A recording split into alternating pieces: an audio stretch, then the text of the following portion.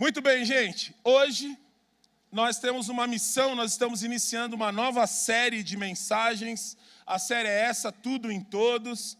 Mas antes de começar a ministrar, eu queria lembrar vocês que o nosso pastor Fernando, e a nossa pastora, a pastora Sônia, estão em um período de férias. Eles já me falaram que estão com saudades de todos nós, né? Falei com o pastor Fernando hoje de manhã. Ele estava no chat, não sei se ele está aí ainda no chat agora à noite de novo, mas ele está de férias, tá? Acredite, eles estão em férias. Queria então receber você que está aqui pela primeira vez, você que está aqui já há bastante tempo, lembrar que a ausência dos nossos pastores é porque eles não são de ferro, então eles estão descansando. Que ótimo, né? Importante isso, né? Muito bem. Acho que eu vou ter que descansar um pouco em breve. Vamos lá então. Pessoal, hoje nós estamos dando início a uma nova série, como eu acabei de dizer, e o título dessa série é Tudo em Todos. Quem tem nos acompanhado presencialmente ou mesmo online, sabe que a gente tem seguidas séries, uma atrás da outra. A última agora, nós tratamos sobre Abraão. Semana passada, o pastor Paulo Leme encerrou essa série tratando sobre a vida de Abraão, o nosso pai na fé. E hoje, como eu disse, nós iniciamos uma nova série para tratar sobre tudo em todos. Muito bem, algumas considerações a respeito dessa série que nós estamos entrando hoje. A primeira delas é que nós, ao longo dessas próximas semanas, a começar de hoje, nós vamos trabalhar com a igreja textos da palavra de Deus que falam sobre Jesus. E acredite, ao longo de toda a palavra, se você tiver Jesus como essa chave hermenêutica, se você olhar, ler as Escrituras, enxergando essa história de um pai, de um filho, de uma família, você vai encontrar Jesus em cada uma das páginas das Escrituras. E nós queremos então percorrer as páginas das Escrituras, apresentando aquilo que já havia sido decidido desde antes da fundação do mundo, que é a morte e ressurreição de Jesus. Portanto, a cruz não é uma novidade, não era uma novidade para o céu. Pelo contrário, nós vamos falar um pouco sobre isso hoje. Na verdade, a cruz é o antídoto que o céu preparou para nós. Primeira coisa que eu queria falar com vocês é que, ao longo dessa série, nós vamos percorrer algumas temáticas. E como um bom cartesiano, eu tive o cuidado de anotar aqui algumas coisas que a gente pretende cobrir ao longo desse mês. Nós vamos falar sobre Páscoa hoje, vamos falar bastante sobre isso, semana que vem também, sobre graça, sobre amor, sobre serviço, comunhão, mesa, ceia, cruz, sangue, aliança, futuro. Vamos falar sobre tudo isso, apresentando Jesus, decifrando aquilo que eu disse pela manhã, as impressões digitais de Deus pelas páginas do Antigo e Novo Testamento, particularmente do Antigo. Eu fiz uma pergunta para os pregadores, né, que vão ministrar ao longo das próximas semanas, como é que eles resumiriam essa série em apenas uma frase. E aí eu fiz que nem um encontro com Deus, separei um testemunho aqui do pastor Rafael Bicudo, estava tocando aqui com a gente. Em uma só frase, como é que você resumiria essa série que nós entramos a partir de hoje? Jesus é a perfeita expressão da graça salvadora de Deus, revelada através da cruz. Não precisa nem pregar, é isso, né? Então, esse é o pequeno resumo daquilo que a gente quer percorrer ao longo dessas próximas semanas. Você que está aqui pela primeira vez é nosso convidado, você pode vir presencialmente, nós temos as nossas transmissões online, e eu quero te convidar para o texto base, de onde irão derivar as pregações desse mês, lá em Lucas, capítulo 24. Eu te convido então a abrir a Bíblia em Lucas, capítulo 24. Eu estou bem analógico aqui hoje. Quando eu digo abrir a Bíblia, no meu caso é literal, né? Mas se você tem o seu tablet, seu celular, aí você tem a sua Bíblia, eu te convido a abri-la e também te convido a vir comigo nessa reflexão de hoje, nessa primeira reflexão, abrindo essa série Tudo em Todos. Lucas, capítulo 24, versículo 13. O texto, ele é um pouco longo, e tradicionalmente a gente tenta economizar tempo, mas eu acho que é importante a gente ler esse texto na íntegra. Lucas, capítulo 24, versículo 13. Está aí na tela também, se você preferir. Vamos lá? Naquele mesmo dia, 2 deles estavam indo para um povoado chamado Emaús, a 11 quilômetros de Jerusalém. No caminho, conversavam a respeito de tudo o que havia acontecido. Enquanto conversavam e discutiam, o próprio Jesus se aproximou e começou a caminhar com eles. Mas os olhos deles foram impedidos de reconhecê-lo. Ele lhes perguntou: sobre o que vocês estão discutindo enquanto caminham? Eles pararam com os rostos entristecidos.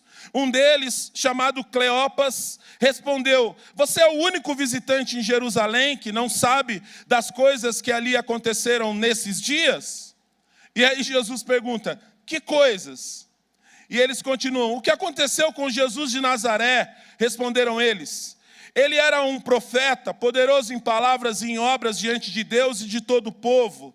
Os chefes dos sacerdotes e as nossas autoridades o entregaram para ser condenado à morte e o crucificaram. E nós esperávamos que era ele que ia trazer a redenção a Israel. E hoje é o 3º dia desde que tudo isso aconteceu. Algumas das mulheres entre nós nos deram um susto hoje. Foram de manhã bem cedo ao sepulcro e não acharam o corpo dele. Voltaram e nos contaram ter tido uma visão de anjos que disseram que ele está vivo.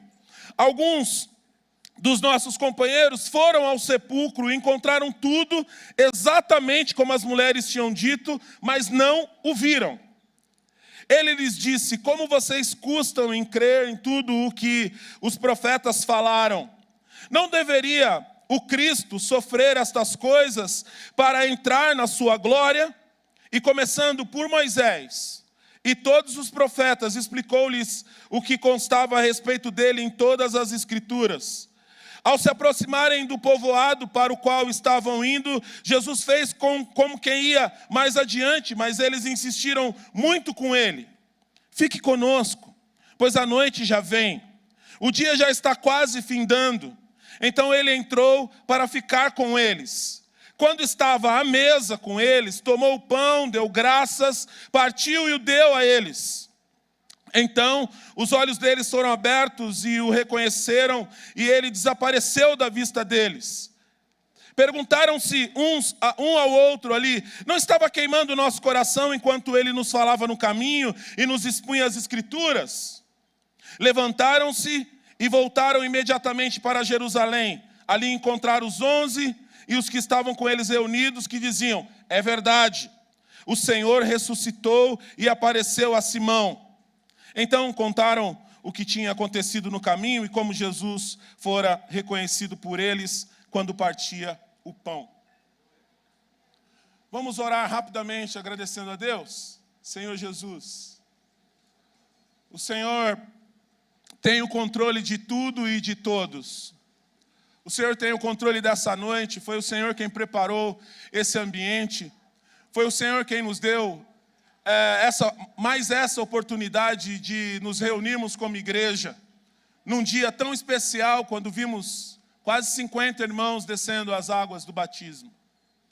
Tem algo muito intencional da parte do Espírito para nós dessa noite. Eu quero te pedir que o Senhor nos ajude a percorrer esse caminho que o Espírito tem preparado para a tua igreja nessa noite. A minha oração nessa noite é que, ao sairmos daqui, a gente tenha a convicção de termos ouvido o próprio Deus falando conosco, Senhor. Senhor, nós te pedimos: revele-se a nós, assim como o Senhor se revelou nesse texto para esses 2 discípulos. Espírito Santo, você é o nosso companheiro especial, presente, doce. E nós te pedimos: ministra, tome conta desse tempo e revele a palavra de Deus para nós, em nome de Jesus. Amém e amém. Bem, o capítulo 24 de Lucas reflete um dia da semana, o domingo da ressurreição. Mas o que vem antes disso? Qual é o pano de fundo? O que está acontecendo por detrás desse texto? Bem, eu não sei quantos sabem, mas hoje é o domingo de Ramos. Literalmente hoje é o domingo de Ramos. Veja bem, a última semana de Jesus foi marcada por muitos episódios que vão desencadear em sua morte e ressurreição. No sábado, por exemplo, no sábado anterior, ele decidiu passar um tempo com seus amigos Marta, Maria e Marta. O texto de João, capítulo 12, que eu tive inclusive a oportunidade de ministrar sobre esse texto, naquela casa onde ele amava estar, na casa do seu amigo Lázaro, Maria e Marta, e naquele mesmo dia, naquele sábado, ele é ungido. Lembram do texto? Maria toma um perfume muito caro, nardo muito caro, tão caro que era necessário trabalhar um ano. Um trabalhador comum trabalharia um ano para comprar aquele frasco de perfume, e aquele perfume foi usado para ser derramado sobre Jesus, em um gesto já profético, preparando o corpo de Jesus para o sepultamento, apesar de naquele momento ainda isso não estar tão claro. No domingo, Jesus se dirige a Jerusalém, e ao chegar em Jerusalém, ele chega, vocês lembram do texto, montado em um jumento emprestado, e ao chegar em Jerusalém,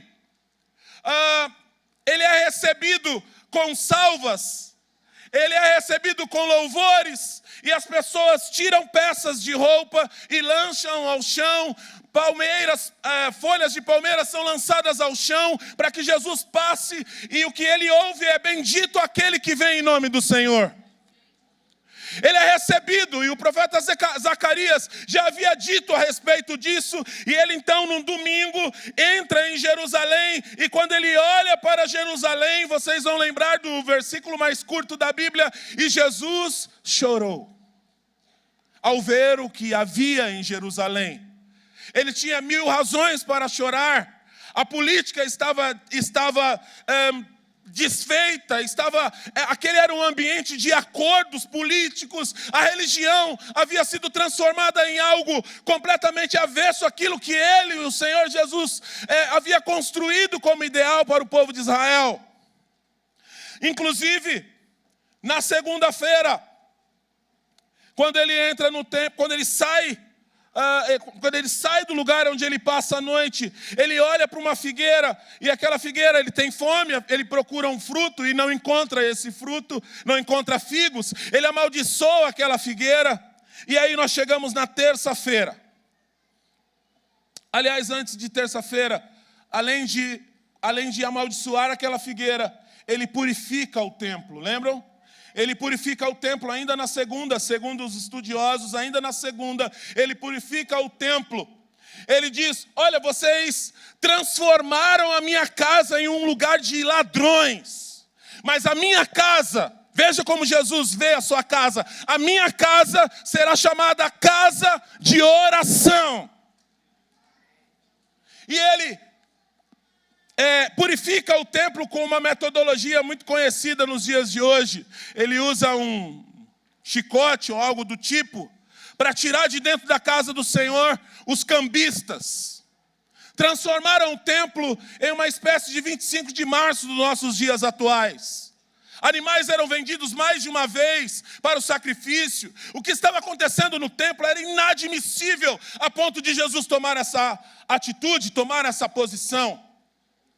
Nós chegamos na quarta-feira, e a quarta-feira de Jesus, aliás, nós estamos na terça-feira, e a terça-feira de Jesus é um dia, talvez não, certamente o dia mais movimentado da sua agenda. Naquela terça-feira, muitas das parábolas que nós conhecemos, acredita-se que tenham sido ditas naquela terça-feira. Lembram do episódio da viúva que estava ali entregando tudo que tinha, uma moedinha, e Jesus estava lá observando no templo, e ele diz assim: olha, os ricos estão entregando do que sobra, mas essa mulher entregou tudo que tinha. Isso acontece na terça-feira. Várias parábolas acontecem ao longo desse tempo. E para a gente ganhar tempo, nós chegamos na quarta-feira. Quarta-feira, Jesus volta para Betânia. Curiosamente, ele volta para a cidade dos seus amigos. Ele tem um dia tranquilo em Betânia, até chegar quinta-feira. Quinta-feira, ele se reúne com os seus discípulos para a última ceia, o que pode ser observado em Mateus capítulo 26. Na última ceia, na última refeição que ele tem com os seus discípulos, naquele mesmo episódio quando ele serve a ceia para os discípulos, e nós vemos ali um episódio raro nas Escrituras. O texto diz que o próprio diabo entrou no corpo de Judas, se apoderou dele. E Jesus olha para Judas, ou olha para os dois, e diz: o que você tem que fazer, faça rápido. Judas se retira e vai até os sacerdotes para confirmar a negociação que havia feito. Ele negociou a entrega de Jesus por 12 míseras moedas de prata. Final da ceia, Jesus se recolhe para um lugar chamado Getsemane. E ali no Getsemane, ele vive um momento de maior pavor do seu ministério. Ao chegar no Getsemane, Jesus sente um nível de agonia tão profundo, que os escritores vão dizer que ele suava gotas de sangue. Naquele momento decisivo, onde muitos pregadores indicam a cruz ter sido erguida na véspera, naquela quinta-feira. Jesus convida os seus amigos para um tempo de oração, e quando ele retorna, os seus amigos não estão dormindo, eles não puderam vigiar com ele sequer uma hora. E naquela quinta-feira, Judas chega com a comitiva de religiosos, de políticos, de autoridades da época, e Judas combina com eles que o gesto que ele teria era o de beijar o Senhor, para que pudesse identificá-lo entre os demais. O que me leva a crer que Jesus não fazia questão de andar enfeitado. Ele era um tipo de líder, como diz a palavra, ele era simples, modesto, humilde. E a única maneira de identificá-lo naquela pequena multidão de 12 homens, contando Jesus, era beijando-o. E assim que ele recebe esse beijo, o indicativo que era necessário para dizer: esse homem deve ser preso. E nós estamos na quinta-feira. Pedro tenta, com uma espada, resolver o problema. Como eu disse de manhã, há quem acredite que Pedro não fez isso inocentemente. Alguns acreditam que Pedro toma essa decisão para deflagrar uma guerra espiritual, para que Jesus se defendesse, para que os anjos o defendessem. E sabe o que Jesus faz? Pedro arranca a orelha de Malco, do soldado Malco, e Jesus pega a orelha, como eu disse, como se fosse uma peça de Lego, e devolve para o lugar, como se aquilo fosse a coisa mais comum do mundo. E o nosso Senhor é preso. E naquela noite, de quinta para sexta, ele não só é preso, como é julgado, sentenciado e condenado.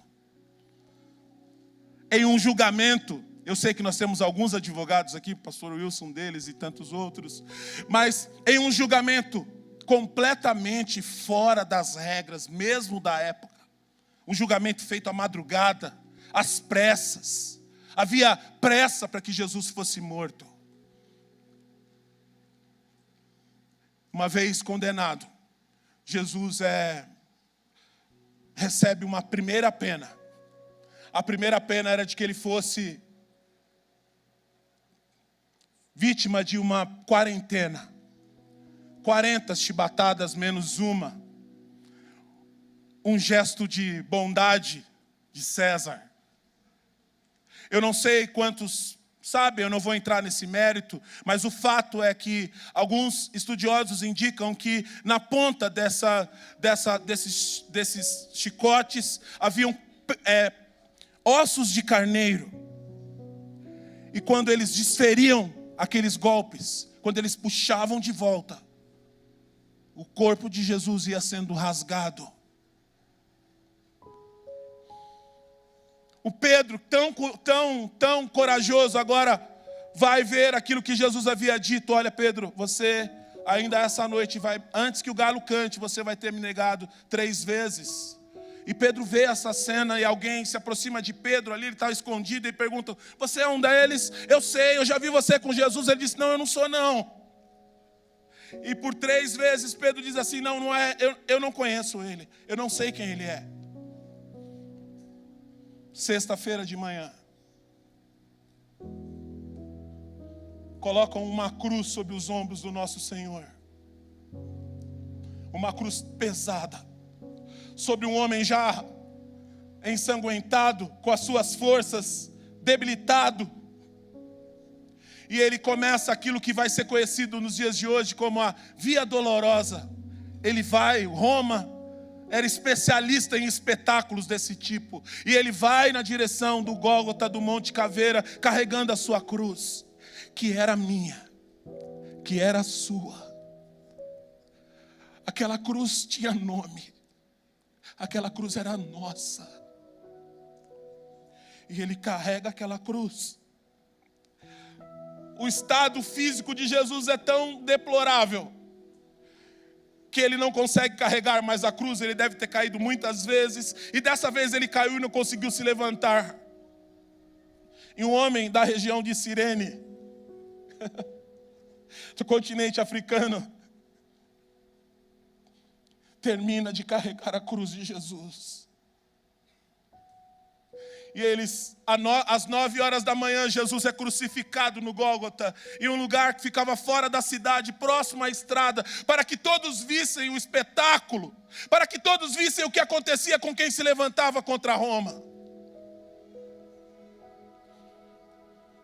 9 da manhã, vários episódios aqui, e eu, por uma questão de tempo, não vou conseguir detalhar cada um deles. Mas às 9 da manhã, Jesus é crucificado. Ele olha para Maria, sua mãe, e diz: mulher, aí está o seu filho. Para o evangelista João: João, aí está a sua mãe. Ele encaminha sua mãe. Os ladrões discutem entre eles. Um deles diz: ele é inocente. E o outro diz assim: ele só é inocente se ele nos livrar dessa situação. Se ele nos tirar daqui, eu acredito. Conhece alguém assim? Se Jesus fizer isso, eu entrego minha vida. Se Jesus fizer aquilo. Jesus olha para um deles e diz assim: hoje você vai entrar comigo num lugar novo. Hoje mesmo você estará comigo no paraíso. Meio-dia. Há trevas sobre a face da terra. Uma escuridão que eu acredito ser planetária, se assim posso dizer. O planeta todo escureceu. Não podemos explicar, é impossível explicar o que está acontecendo, mas os teólogos presentes, a expiação estava sendo encaminhada. De alguma forma eu penso que as garras do pecado estavam pela última vez minando o corpo do nosso Senhor. Há quem diga que o Pai virou o rosto para não ver aquela cena. E de meio-dia às 3 da tarde, há um silêncio ensurdecedor no mundo.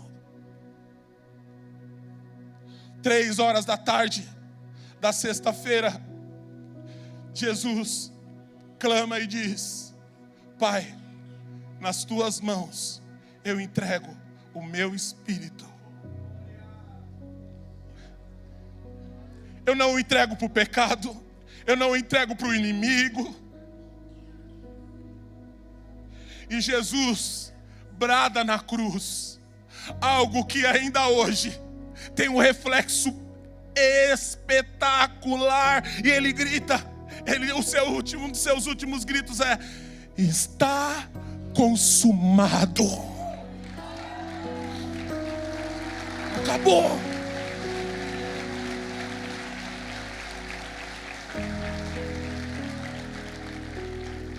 Jesus entrega o seu espírito e morre.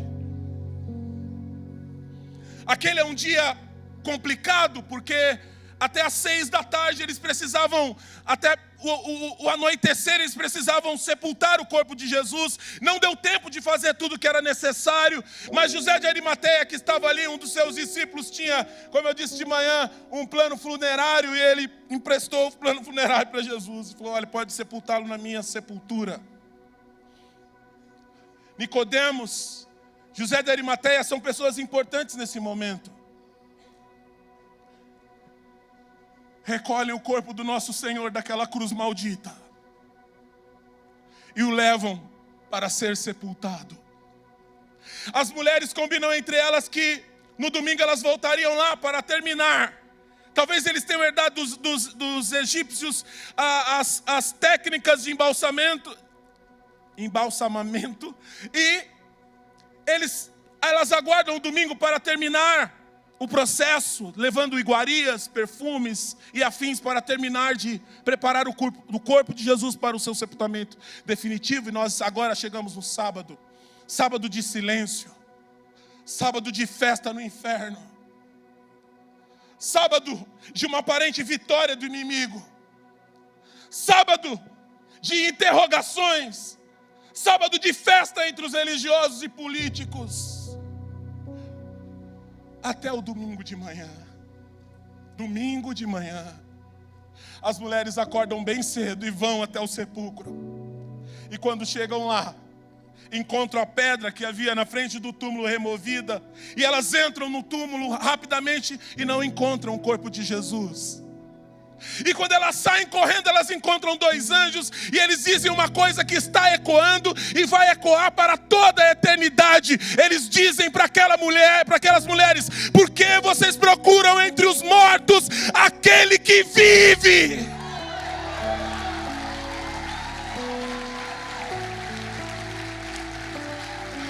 Ele não está mais aqui, ele ressuscitou.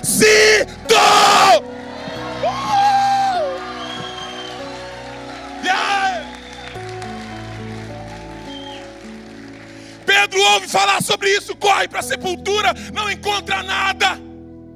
E nós chegamos no capítulo 24 de Lucas. Alguns discípulos falam assim: olha, as mulheres falaram que o corpo não estava mais lá. Alguns outros amigos disseram que realmente aconteceu como elas haviam dito. E eles decidem desistir da missão. Você já pensou em desistir alguma vez? Eles decidiram desistir e foram embora para Emaús. 2 discípulos foram embora, mesmo com algumas dessas evidências. E o texto mostra que eles foram embora porque eles não viram Jesus. E eles estão caminhando de volta para a cidade, para o seu povoado, que ficava a 11 quilômetros de Jerusalém, um lugar chamado Emaús. E quando eles estão encaminhando tristes, eu não estou inventando isso, está escrito no texto, Jesus, o próprio Jesus, se aproxima e caminha com eles. Eu posso caminhar com vocês? E eles não o reconhecem. E ele diz: sim, tudo bem. E ele diz, Jesus pergunta para eles: sobre o que vocês estão conversando? E aí Cleopas repreende Jesus e diz assim: só você não estava em Jerusalém nesses últimos dias para não saber o que aconteceu? E aí Jesus pergunta assim: o que aconteceu? Num gesto de muito bom humor: o que aconteceu? É terapêutico, fazer boas perguntas é terapêutico. Conta para mim, o que o seu coração, como o seu coração está hoje? Tá, fala a sua versão da história. Jesus, um profeta poderoso, ele era um homem poderoso em palavras, era um homem respeitado, e nós imaginávamos que a redenção de Israel estava sob as mãos dele. É mesmo? Mas como vocês demoram a crer? E a nossa série está amparada por aquilo que Jesus fala agora. Ele diz, e o texto diz assim: e Jesus passa a explicar a palavra para eles, de Moisés aos profetas, que era a Bíblia conhecida da época. Talvez você esteja aqui, você conhece tão bem a Bíblia, você conhece tão bem a Jesus. Talvez você esteja pela primeira vez numa igreja e fala assim: meu Deus, eu não sabia que tinha sido assim. Se você é um doutor, ou se você não é, a boa notícia é que Jesus está aqui, pronto para te ouvir. Conta um pouco da sua história para mim. Eu sou um homem traído, Senhor. Eu nunca mais perdoei. Eu sou um homem, um pai que gostaria de dar uma vida melhor para os meus filhos. E eu vejo que o tempo está passando e eu não estou conseguindo chegar onde eu gostaria. Eu sou uma mulher que nunca pôde ser feminina o suficiente. Eu vivo uma prisão, minha casa, o lugar onde eu moro é um lugar muito, muito, muito tóxico. Eu sou um adolescente que meu pai não tem tempo para mim. Eu sou uma criança que não conhece meus pais. Eu fui criado pelos meus avós, eu fui criado por outras pessoas. Eu não sei qual é a tua história, mas Jesus está pronto para ouvi-la e ressignificá-la. E eles contam a história e Jesus fala assim: posso falar um pouquinho? Talvez eles tenham levado 2 horas de Jerusalém até Emaús, 11 quilômetros, imagino eu que deva ter levado isso. E Jesus começa a expor as escrituras para eles, desde Moisés até os profetas. E aí, gente, chega um momento, eles chegam em Emaús, eu acho que eles nem viram a hora passar. Imagina um professor de escola dominical assim, ele, Jesus falando, tá vendo aqui Moisés? Tá vendo aqui Gênesis capítulo 3, versículo 15. Tá vendo? A queda do homem, tô vendo. Tá vendo? Olha o que o texto diz. Se quiser colocar aí, Gênesis 3:15. Não vou conseguir abrir lá, mas se der certo aí. Porém, inimizade entre você e a mulher. Deus falando para a serpente na queda do homem. Porém, inimizade entre você e a mulher, entre a sua descendência e o descendente dela. Este lhe ferirá o calcanhar.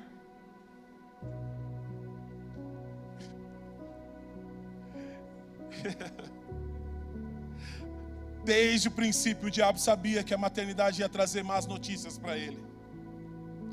Sempre. Na história de Moisés, a gente vê essa repulsa do inimigo contra as maternidades, né?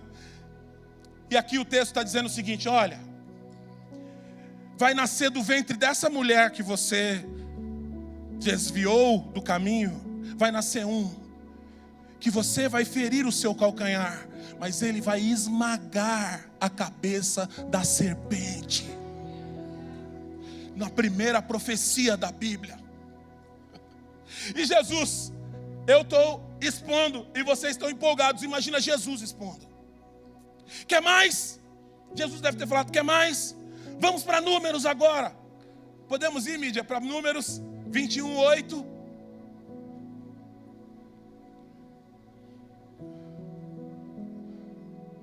O Senhor disse a Moisés: faça uma serpente, coloque no alto. Volta até, deixa eu ver, eu acho que até o 5. Volta para o 5. Agora vai depender de uma memória que não costuma funcionar tão bem assim. Volta para o 4. Como eu falei, o 4, não o 5.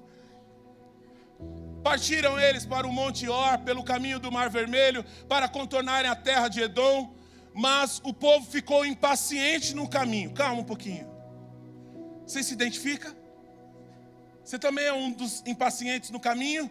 Próximo versículo, 5. Falou contra Deus e contra Moisés, dizendo: olha o que eles vão dizer.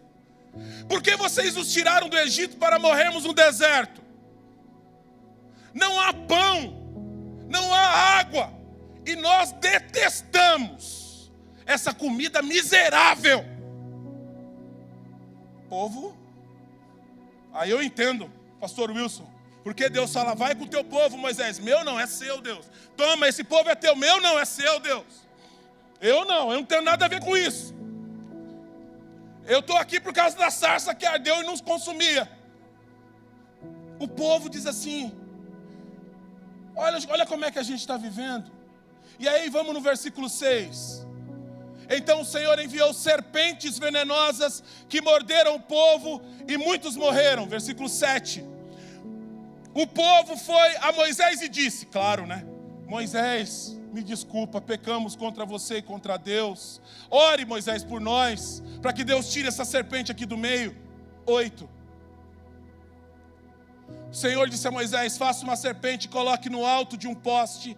Quem for mordido e olhar para ela, viverá. E Jesus diz assim, sabe o que isso aqui significa? Olharam para ele e foram iluminados. Seus rostos nunca mais voltaram a ser os mesmos. Eu estou falando de números, falei de Gênesis. Jesus apresentou desde Moisés até os profetas. E durante o mês de abril, vocês vão ser ministrados aqui. Vocês não sabem o que esperam vocês. Vamos começar com um musical semana que vem, de Páscoa. Não falte. Vem. Me ajuda, né, gente? Vocês largam tudo pro pregador, cara. Vocês vão assistir o espetáculo hollywoodiano semana que vem. Ah, legal. Legal nada, não tem nem bilheteria, cara. Vamos voltar para Lucas 24 para a gente partir para o final. É o seguinte, eu vou investir esses últimos minutos nisso. Deixa eu dizer para vocês uma coisa. Jesus está expondo as Escrituras. Porque Jesus é tudo em todos. Tudo em todos. Ele está dizendo, eu estou presente em Gênesis. Eu estou presente em Êxodo, em Números, em Deuteronômio. Eu estou presente de Gênesis a Apocalipse. No nosso caso, de Gênesis a Apocalipse. No caso deles, de Moisés aos profetas. Mas voltamos para o capítulo 24 de Lucas. Esse é o pano de fundo, é isso que está acontecendo. E eles estão caminhando, lembra? Eles estão caminhando para Emaús, pastor Paulo. Paulo Sérgio, é Paulo Leme, Paulo Sérgio. Paulo isso, Paulo de Tarso. Eles estão caminhando na direção de Emaús. E quando eles chegam, está na hora de descer do ônibus, eles deram sinal. Não tinha ônibus, eles estavam a pé mesmo. Quando eles chegam em Emaús, Jesus faz como quem vai adiante, vai embora. E eles falam uma frase espetacular. O que é que eles dizem? Versículo 28. Lucas 24, 28. Ao se aproximarem do povoado para o qual estavam indo, Jesus fez como quem ia adiante, como quem ia embora. Versículo 28, gente, desculpa. A Vanessa disse que eu estou precisando de óculos, eu continuo não concordando. Amém. Eu creio em cura divina. Mas eu acredito no óculos, eu vou ter que arrumar um óculos mesmo. Quem falou 18? Eu falei 28. Ao se aproximarem, versículo 29 agora. Mas eles insistiram muito com ele. Não vai embora não. Não, calma. Fica conosco, pois a noite já vem. O dia já está quase findando.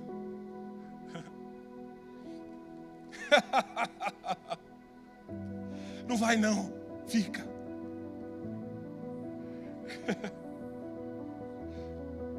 Fica aqui. O nosso coração queima tanto quando você fala. Fica aqui. É perigoso, essa estrada é perigosa. Fica com a gente, porque a noite já está chegando. O dia está terminando.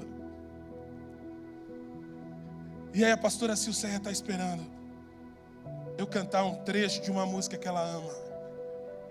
Como eu não sei cantar, eu vou cantar um trecho de 5 segundos. Fica, Jesus, já se faz tarde. Ó, Aqui é edificando em Cristo, viu, minha filha?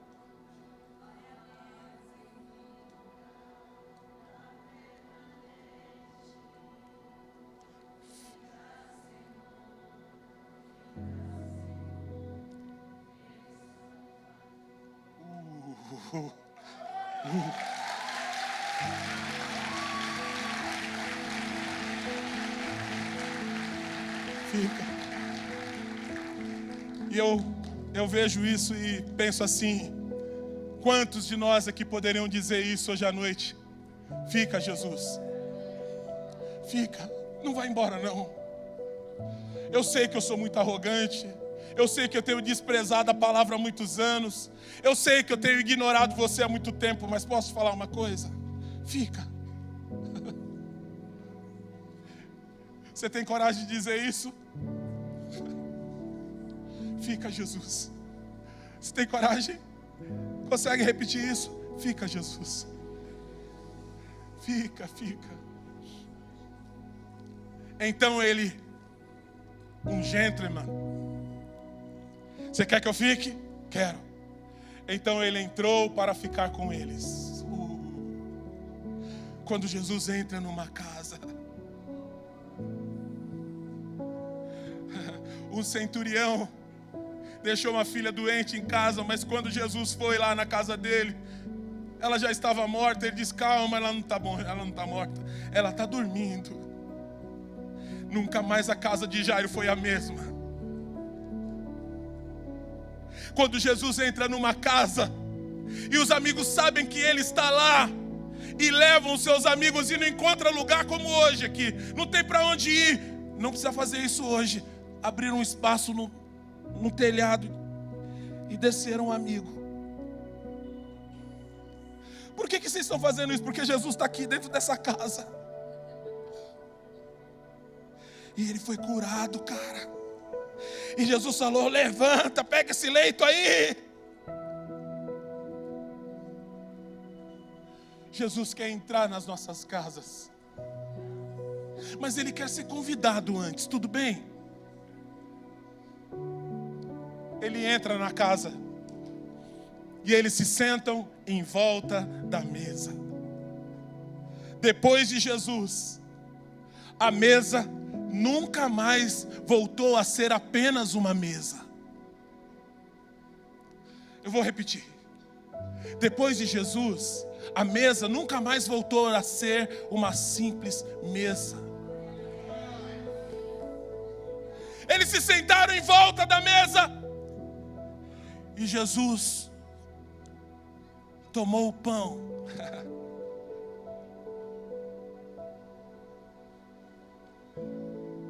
e deu graças. O pão que representava o seu sacrifício, o pão que representava a sua vitória. Agora, não apenas 2 discípulos, mas milhares, milhões e milhões de discípulos são convidados a se sentar em volta dessa mesa. Hoje à noite o Senhor convida novos discípulos a se sentarem em volta dessa mesa. Há pão suficiente nessa mesa.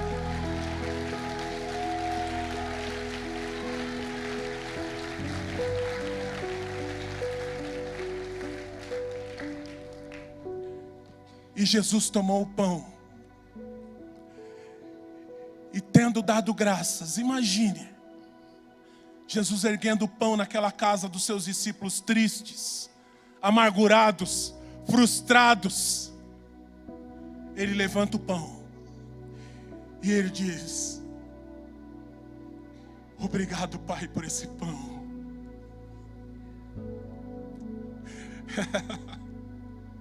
Imagine o mundo espiritual assistindo essa cena.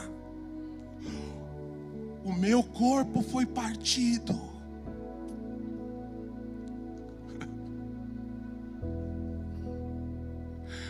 E a gente lembra de textos e mais textos apresentando a cruz e o nosso Salvador. Salmo 24. Levantai, ó portas, as vossas cabeças. Levantai, ó portas antigas, as vossas cabeças, e deixai entrar o Rei da Glória. Quem é esse Rei da Glória?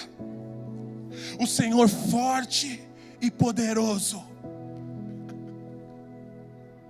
Ele é o Rei da Glória.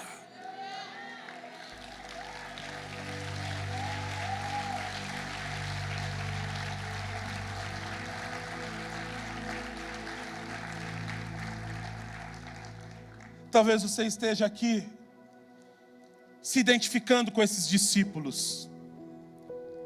Eles leram a Bíblia e não entenderam. Eles caminharam com Jesus e não foi suficiente. Talvez eles tenham ajudado na mecânica operacional de algumas curas. Traz esse cego para mim, tira ele do leito, faz isso. Eles assistiram, eles participaram disso. Mas agora eles estão desanimados. Pastora Gabi, eles estão tristes. Eles estão desapontados com Jesus. Até o momento em que ele pega o pão, dá graças e parte. Voltando para Lucas 24, é o enlouquecedor da mídia, o AC. Quando ele estava à mesa, tomou o pão, deu graças, partiu e deu a eles.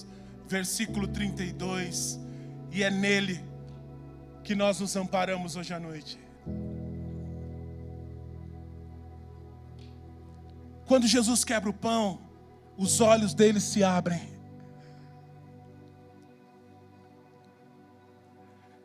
É Ele, é Jesus.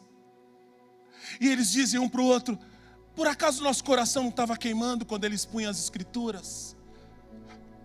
E sabe o que eles fazem? Eles se levantam. Você poderia fazer isso hoje à noite? Eles se levantam.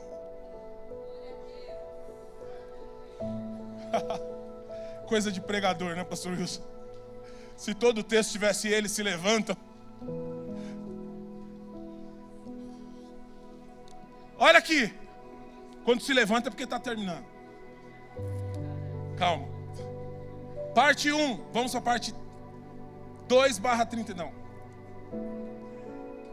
Eles se levantam e eles voltam imediatamente para Jerusalém. AC, Antônio Carlos, o que isso significa para você? Muita coisa. Muita coisa. A esperança voltou. Nós não estamos desapontados como nós imaginávamos. Nós não estamos abandonados como nós imaginávamos. Você está aqui hoje e você se identifica com isso. Você é um desses discípulos que caminharam, que estão no caminho, mas que estão desapontados, frustrados, deprimidos. Pois eu quero te dizer uma coisa: o castigo que nos traz a paz estava sobre ele, e pelas suas pisaduras nós fomos sarados.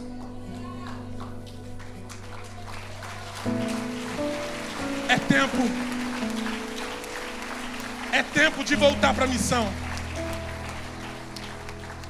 Deixa eu aproveitar e encaixar uns princípios aqui. Você está aqui com a gente, está falando assim: meu Deus do céu, meu coração está queimando também, que nem o daqueles discípulos.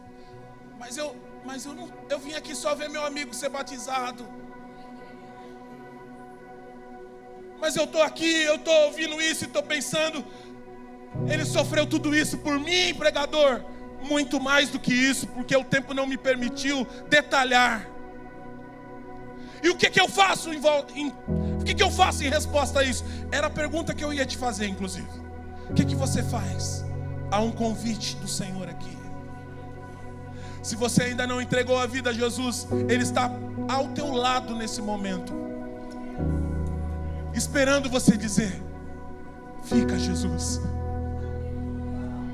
Fica. Tá tarde. Fica. Talvez você seja um discípulo que está caminhando com Ele há muitos anos, mas todo mundo está sujeito. Eu e você, todos nós estamos sujeitos a um dia estarem deprimidos, preocupados, tristes, porque Jesus não fez, porque Jesus faria. Há um convite para discípulos que estão desanimados hoje aqui. Há um convite para novos discípulos. O pão já está partido. Como diz o apóstolo Paulo: e eu recebi do Senhor o que eu também vos ensinei. Na noite que o Senhor foi traído, Ele tomou o pão e, tendo dado graças, o partiu e disse: tomai e comei, esse é meu corpo que é partido entre vós.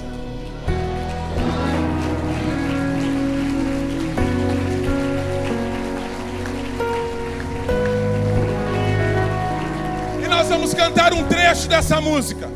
Eu não sei como vai ser, mas nós vamos cantar um trecho dessa música. E se você é um desses discípulos, eu quero te convidar a você ter a coragem que Jesus teve no caminho de Emaús. Eu quero que vocês, por favor, irmãos, vocês abram um caminho de Emaús bem aqui nesse meio. Eu quero pedir para vocês, irmãos, aqui do lado de cá, que vocês abram um caminho de Emaús aqui nesse meio aqui, olha. E se você é um discípulo de Jesus, que quer repactuar essa relação, eu quero voltar, eu quero. Sai do teu lugar, nós queremos orar com você. E quando os discípulos passarem aqui, a igreja faz festa, amém? Calma, só um pouquinho. Estou devendo uma coisa aqui pro pessoal da mídia. Hoje nós vimos quase 50 pessoas entregando a sua vida em definitivo para Jesus. E isso me faz lembrar o capítulo 3 de João. Jesus está falando com Nicodemos e diz: olha, importa que o homem nasça de novo da água e do Espírito. E nós vimos quase 50 pessoas nascendo para o Senhor publicamente. E isso empolga o meu coração. Nós recebemos cada um de vocês, dos quase 50 que se batizaram, e dizemos assim: vamos juntos. O caminho está aberto, o pão está partido, há pão para todos nós.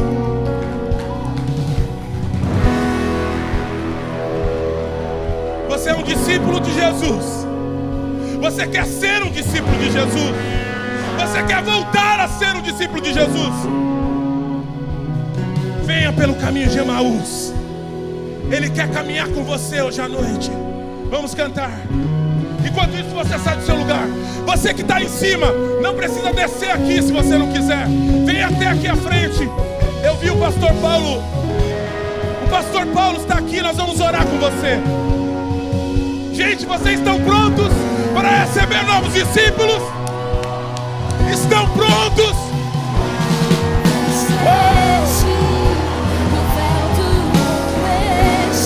Vem! Vai, Rafa! O céu te adora, proclama a tua glória. Ressuscitaste, vivo está. A morte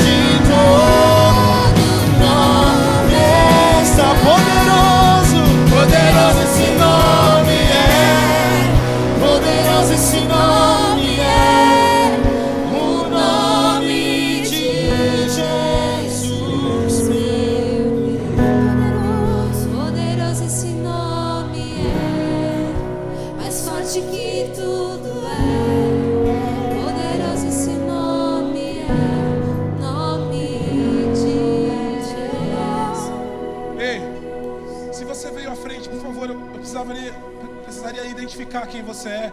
Eu não gostaria que ninguém que veio à frente, nem aqui lá atrás, lá em cima, ficasse sozinho. Eu sei, vocês vieram. Quem mais veio? Vocês. Por favor, pastores, líderes de célula, nós vamos precisar da tropa toda hoje. Se você se identifica com o que você ouviu, talvez você está no seu lugar falando assim: cara, eu queria ir lá. Sai do seu lugar. Ainda há espaço no caminho de Emaús para você. Isso, vem. Glória a Deus, glória a Deus. Glória a Deus, glória a Deus.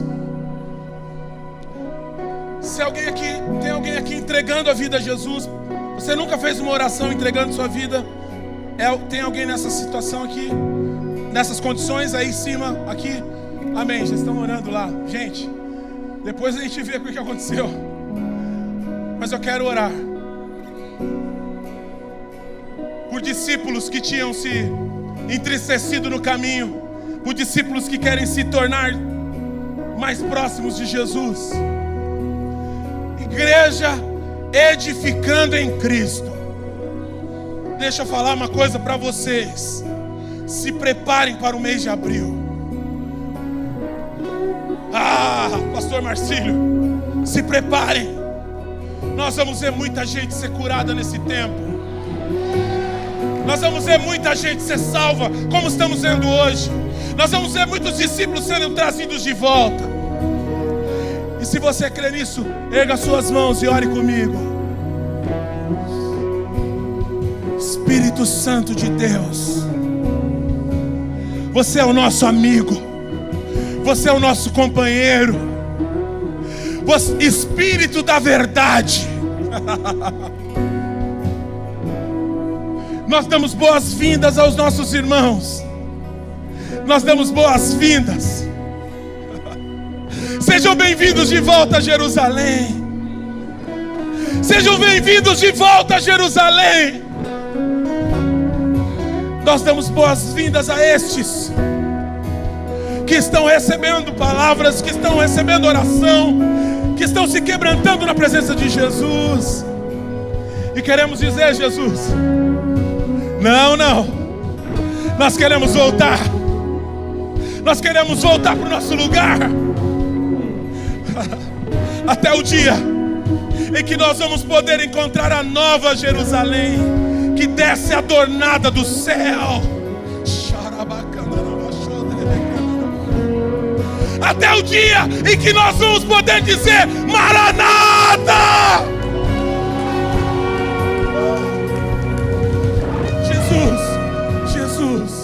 Jesus. Até esse dia nós iremos andar como igreja, como corpo de Jesus, e nos fortalecer. Esteja certo disso. Esse é um novo tempo para muitas pessoas aqui. Muitas pessoas. Aleluia. Olhe para mim, se você conseguir, né? Deixa eu dizer para você: bem-vindo de volta a Jerusalém.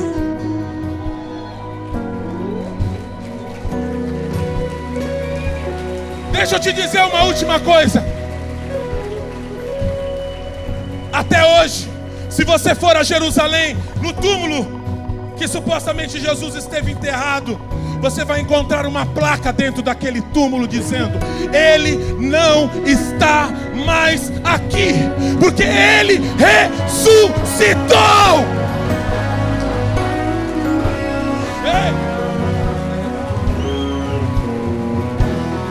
E a última coisa que eu tenho para falar é a seguinte, e essa o Espírito me deu hoje, não deu de manhã, deu agora.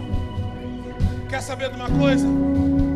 Nós vamos andar como igreja, nós vamos nos abraçar como igreja, como família de Deus, porque nós temos a cruz que removeu a toxina do pecado de nós. A cruz está vazia. Cristo morreu na cruz por nós. E deixa eu te falar uma coisa, você nunca mais vai esquecer isso. Nós estamos de volta a Jerusalém física, até o dia em que João diz: e eu olhei para o céu e vi a nova Jerusalém descendo do céu adornada.